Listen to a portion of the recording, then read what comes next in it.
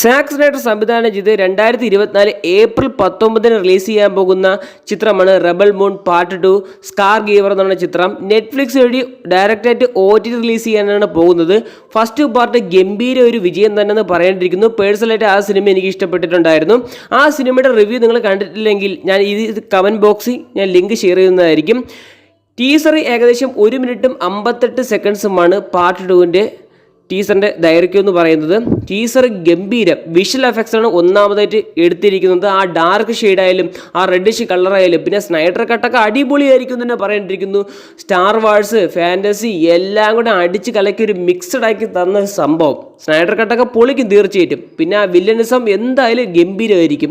Snacks റൈഡറിൻ്റെ സിനിമയിൽ എല്ലാ villain കിടിലുമായിരിക്കും. കിടിലം വില്ലന്മാരായിരിക്കും. കാരണം അദ്ദേഹം ഒരു പ്രോമിസ് വരുന്നുണ്ട്.